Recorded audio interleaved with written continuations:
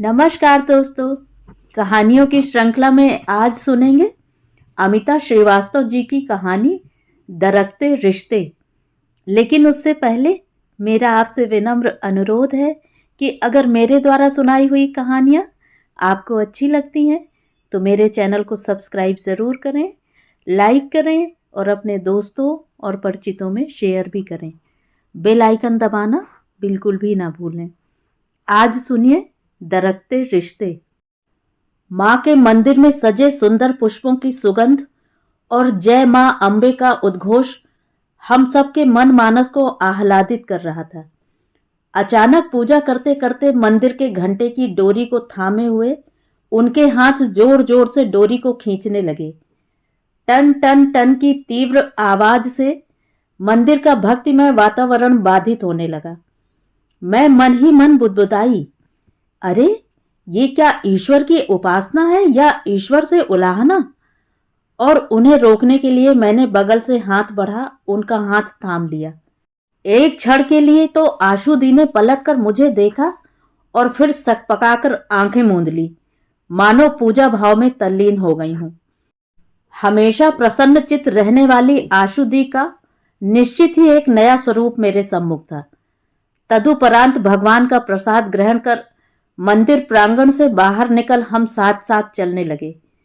तभी मेरी मनोस्थिति को भांप स्वयं ही बोल पड़ी वो, आज मेरी बेटी का बर्थडे है। बेटी आपकी? मैं आश्चर्यचकित हो बोली, हाँ मीनाक्षी, मैं एक बेटी की माँ हूं। मेरा एक दामाद व एक प्यारा सा नाती भी है, लेकिन आपने तो कभी बताया नहीं। अरे छोड़ ना ये सब, देख सामने चाट वाला खड़ा है, चल चलकर कुछ चटकारे लेते हैं। मैं समझ गई थी कि मन में अनेक बोझ लिए बुढ़ापे की दहलीज पर खड़ी आशु दी अपने इन्हीं चटकारों से माहौल को कभी बोझिल नहीं होने देती। कई वर्षों से हम एक ही बिल्डिंग में साथ रह रहे थे। शाम होते ही नीचे लॉन में आकर बैठना, घूमना, मंदिर जाना हमारा एक रूटीन बन गया था। मैं चिंतित सी हो सोचने लगी, आशु दी की एक बेटी है, किंतु कहां? आज से पूर्व तो उसके बारे में कभी नहीं सुना। चूंकि उनसे मैं बहुत ज्यादा दिल से जुड़ी थी, इसलिए मेरा असहज मन मुझे दूसरे दिन ही उनके घर खींच कर ले गया। चांदी से सफेद बाल, अति आत्मविश्वासी आंखें और चेहरे पर सौम्य मुस्कान लिए आशु दी ने दरवाजा खोला और मुझे बड़ी गर्मजोशी से अंदर ले गईं। कुछ देर बातचीत के उपरांत आशु दी बोली, आओ चलो तुम्हें अपना घर दिखाती हूं। ये है मेरा बेडरूम। फिर सामने दीवार पर लगी एक लैमिनेटेड फोटो की ओर इशारा करते हुए बोली, ये देख, मैं, मेरे पति और मेरी बेटी सलोनी। तथा दूसरी फोटो को इंगित करते हुए, ये हैं मेरे बेटी और दामाद। मैंने कहा, आपकी बेटी तो बहुत सुंदर है। हाँ, अपने पापा की प्रतिकृति ही समझो। ये देखो मेरी सलोनी का बेडरूम। कमरे की साज सज्जा से ऐसा प्रतीत हो रहा था मानो इसमें अभी भी कोई रहता हो। ये रहा मेरा डाइनिंग रूम। वहां भी टेबल पर 2 प्लेटों को इस तरह सजाया गया था कि जैसे अन्य किसी की भी प्रतीक्षा की जा रही हो। घर के हर कोने में एक जीवंतता का एहसास था। अंदर कमरे में टंगी तस्वीरों को देख मेरे दिमाग में अनगिनत चिंताएं पुनः आकार लेने लगीं। इस तथ्य से तो मैं भली भांति अवगत थी कि इनके पति अब इस दुनिया में नहीं हैं, तो क्या इनके बेटी दामाद भी? क्या हुआ उनका? आने से कुछ समय पूर्व जिन प्रश्नों के उत्तर जानने की अपार जिज्ञासा मेरे मन में थी, उन्हें पूछने का साहस भी मैं अब नहीं जुटा पा रही थी। थोड़ी देर बाद मेरे चेहरे के जिज्ञासु भाव को पढ़ गंभीर स्वर में बोली, सुन मीनाक्षी, सलोनी मेरी बेटी है। मैंने मुस्कुराकर कहा, जी अच्छा, तो कहाँ रहती हैं वो अभी? शांत मुख आशु दी के स्याह पड़ते चेहरे से अथाह वेदना की सुनामी अनियंत्रित हो अश्रुधार बन बह चली। मैंने उन्हें रोकने की कोई कोशिश भी नहीं की, क्योंकि मैं जानती थी कि अंदर के जख्मों को दुरुस्त करने का कोई अन्य माध्यम भी नहीं है।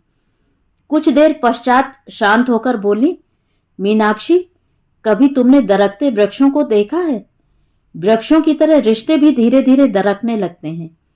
उनके अतीत से अनभिज्ञ होने के बावजूद भी मैं अब उनकी बातों का आशय समझ रही थी।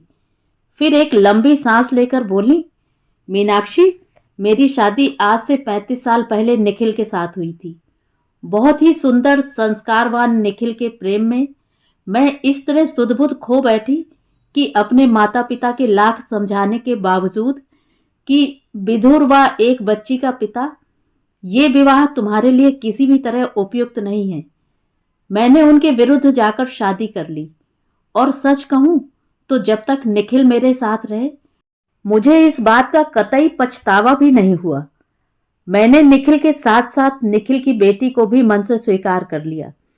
मैं, निखिल और सलोनी उस समय 3 साल की थी।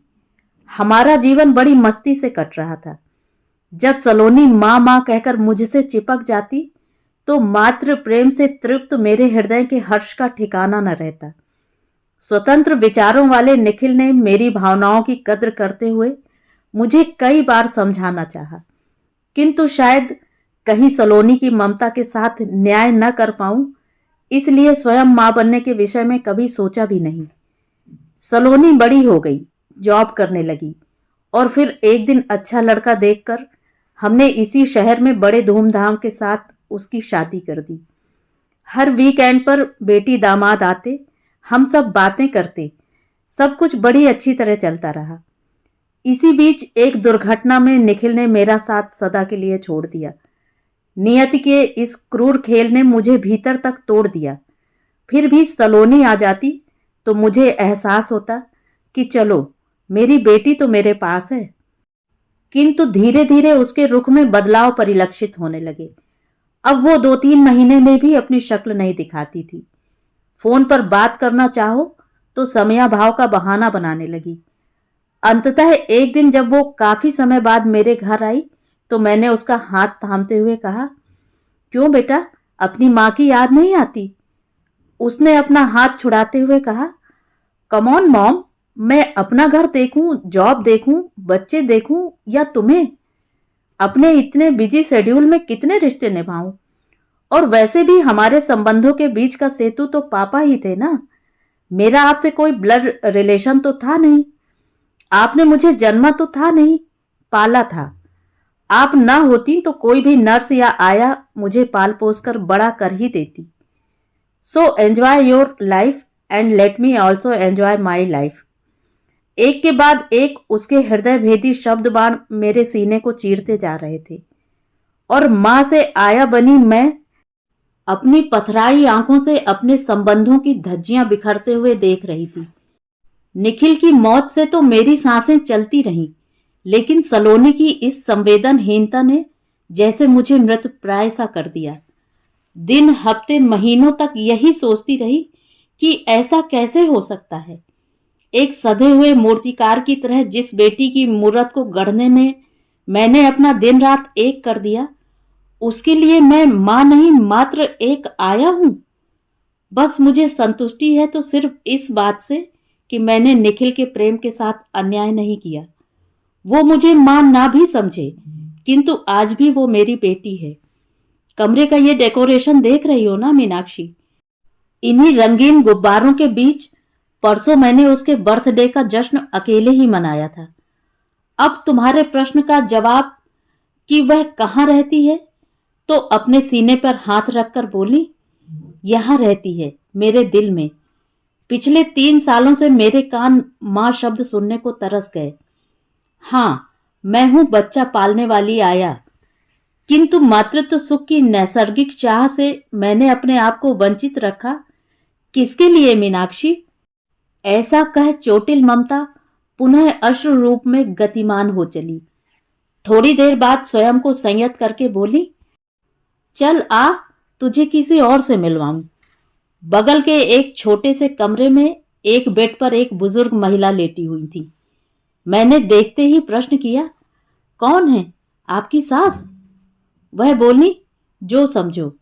आज से 3-4 साल पहले मंदिर के बाहर बैठे हुए इनके करुण रुदन ने मुझे अंदर तक विचलित करके रख दिया और तत्क्षण ही इनके साथ जैसे मेरा एक रिश्ता जुड़ गया। तब से हम साथ ही रहते हैं। ऐसा भी हो सकता है क्या?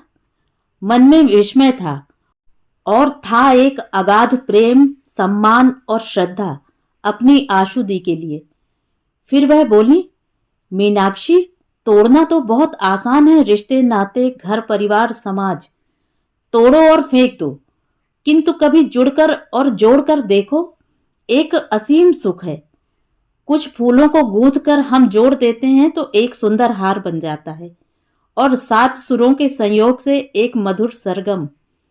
आज ये जो रिश्ते दरक रहे हैं ना मीनाक्षी, अगर हम नहीं चेते तो रिश्तों की मीठी सरगम नहीं, बेसुरे आलाप बजेंगे जीवन में। घर लौटते समय मुझे एक सबक मिल गया था, जीवन में जोड़ो और जुड़कर देखो। तो ये थी कहानी। कहानी आपको कैसी लगी? कमेंट करके ज़रूर बताएं।